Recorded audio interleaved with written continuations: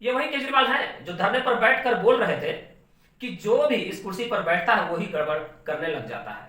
तो क्या आपसे भी गड़बड़ हो गई? आए थे स्वस्थ राजनीति करने पर उसी दलदल का हिस्सा बन गए।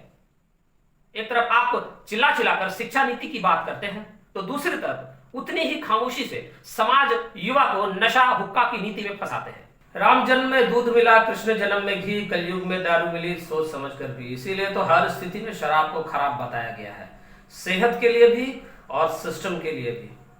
ऐसा ही कुछ आम आदमी पार्टी के सूत्रधार अरविंद केजरीवाल के लिए साबित होता दिख रहा है, क्योंकि अरविंद केजरीवाल पर शराब नीति को लेकर आरोप लगा है।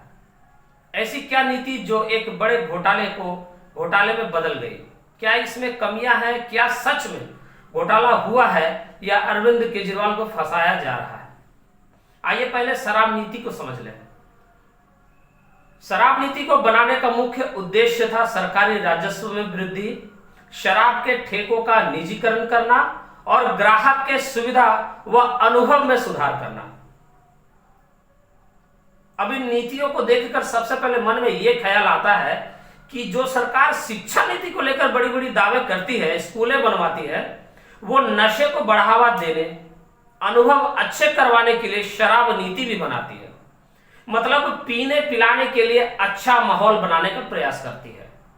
एक तरफ शिक्षा की समाज में ज्योत जला रहे हैं तो दूसरी तरफ उसी समाज को नशे के अंधकार में धकेलने का प्रयास कर रहे हैं। क्या गजब नीति है।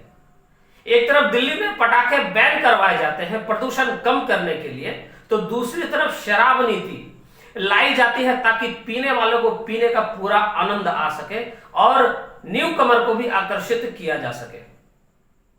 लेकिन सरकार जिस तरह अच्छी शिक्षा नीति को सामने रखकर चिल्ला चिल्लाकर सबको बताती है, कभी भी लेकिन शराब नीति की उपलब्धियों को चिल्ला चिल्लाकर बताती नहीं।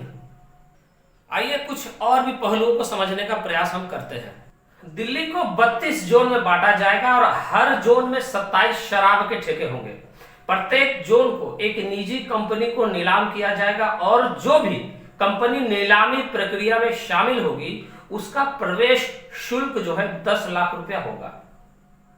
जो भी कंपनी शराब का ठेका खोलेगी तो दुकानों का क्षेत्रफल 500 वर्ग फीट रखना होगा और ग्राहकों को अच्छा अनुभव कराने के लिए एसी भी लगाने होंगे। और कुछ प्रीमियम ग्राहकों के लिए 5 प्रीमियम दुकानें भी खोली जाएंगी जिसका क्षेत्रफल 2500 वर्ग फीट होगा और उसमें सिगार हुक्का पीने की भी अनुमति दी जाएगी। तो ये वो नीति जिससे दिल्ली को मॉडर्न बनाने का प्रयास किया जा रहा था। ये कैसी नीति है?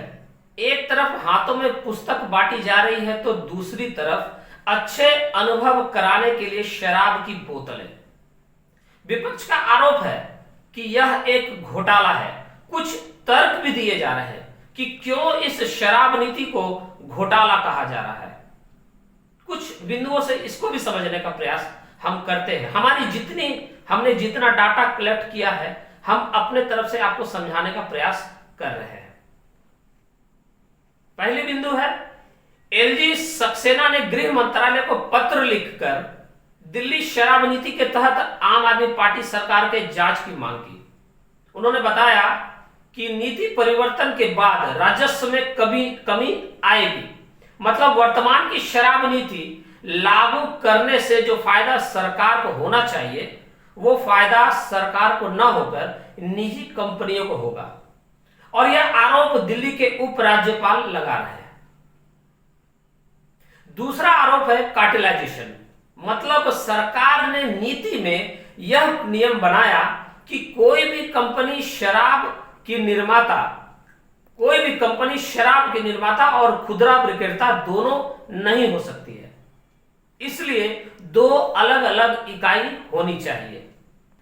और जब तथाकथित जांच हुई तो कई कंपनियां इस नियम का उल्लंघन करती हुई पकड़ी गई। मतलब शराब बनाने वाले और बेचने वाले एक ही निकल गए।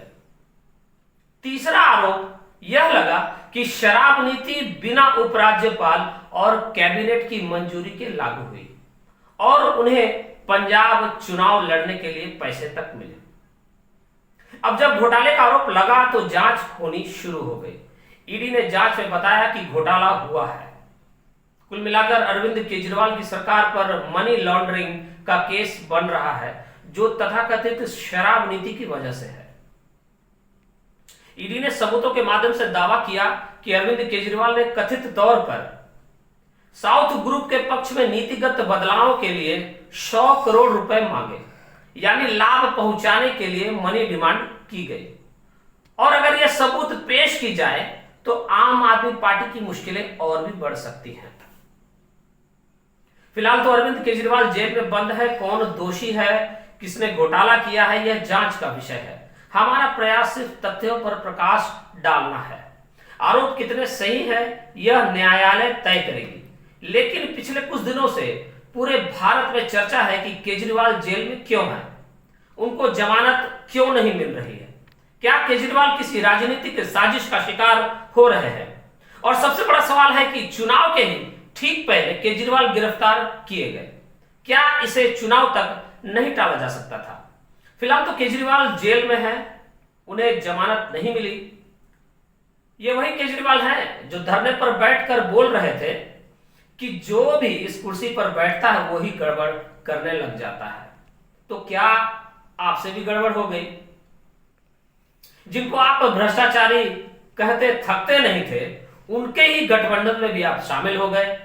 केजरीवाल ने कहा था कि जिस पर आरोप लग जाए उसे नैतिकता के आधार पर त्यागपत्र भी दे देना चाहिए। लेकिन मुझे ऐसा लगता है कि जो भी बातें उन्होंने कही उस पर वह स्वयं ही अमल नहीं कर रहे हैं। उन्होंने कहा था कि किसी को जेल से सरकार नहीं चलानी चाहिए, लेकिन शायद भूल गए हों।